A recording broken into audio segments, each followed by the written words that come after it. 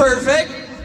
Please join us here on stage, Mr. Joey Marquez. Hi, Chong! Ayan, oh. From Bar Boys After School, Miss Donna Cariaga. From the second Best Picture winner, Unmarried, Nico Antonio, and the one and only award-winning actress, Pilipinas, Miss Eugene Domingo.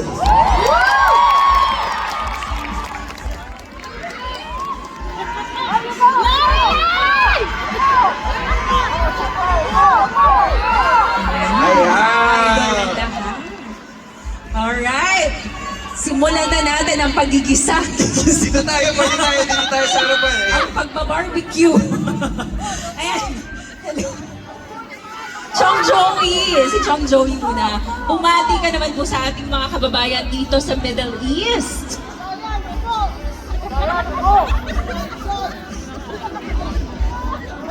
Magandang gabi po sa inyo lahat. Siyempre, sa malaking karangalan po na maparito at makatawang palad po lahat dito. Chong, gaano po kasaya to be part of the movie I'm Perfect na of course nanalong Best Picture. Napakasaya namin dahil nagbigay ng medyo ang mga ng person with disability para makita. Ipakita kakayahan nila at tanggalin ang persepsyon ng mga tanong na kaya ba nila kundi kung ano ang kaya nilang gawin. Kaya po ang pelikulang ito bilang aral lang po sa mga person with disability para mabigyan ng kakayahan ng kanilang mga talento at makita at matupsit ang ating mga kababayan. Kayo, Chong, di ba tagal yun ng umaarte? Meron pa bang effect yung ganitong klaseng film na ginawa ninyo? Gano'n Meron. to kaiba sa lahat ng mga projects na ginawa mo? Marami, lalo na itong pelikulang ito. Kasi ito yung magbibuhay isip at mata para paano natin magiging bahagi ang mga person with disability, person with Down syndrome, at paano natin mabibigyan ng kahalagaan at syansa mapakita ang kanilang mga talento.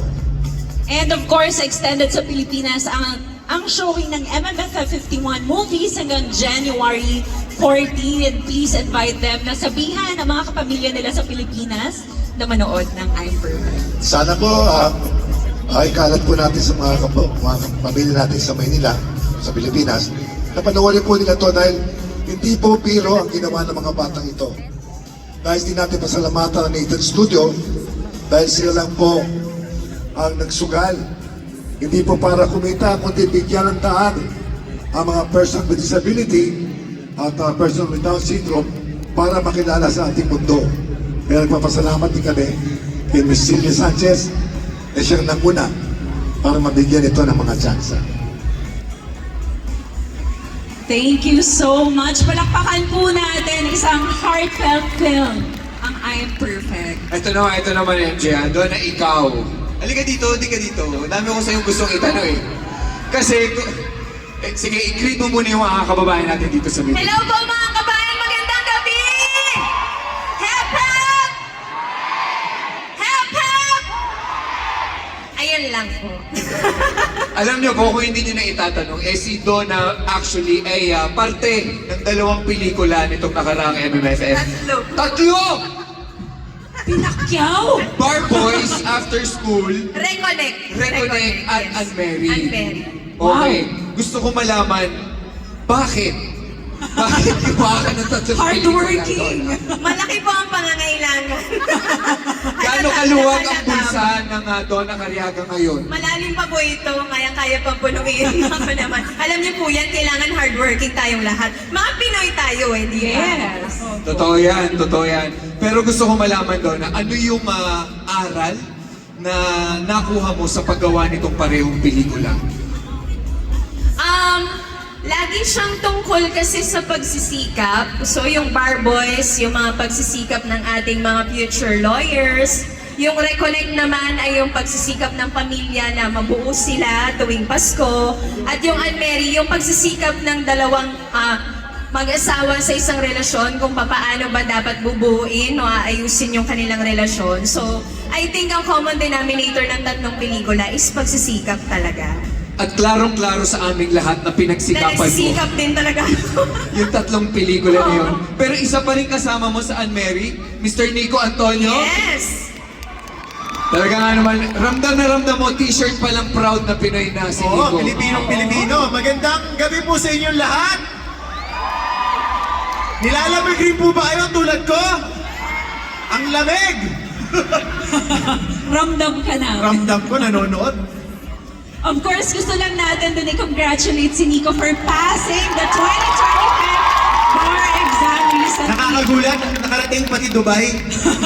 Thank you, thank you. Siyempre, isang pagiging Pinoy chismosa kami. Yes, I know.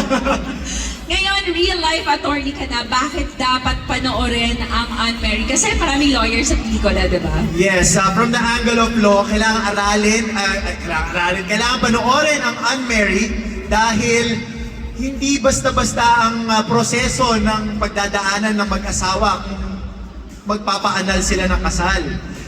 Masalimuot, mahirap, maglalabas kayo ng dirty laundry nyo sa korte, sa ibang tao na hindi nyo kakilala.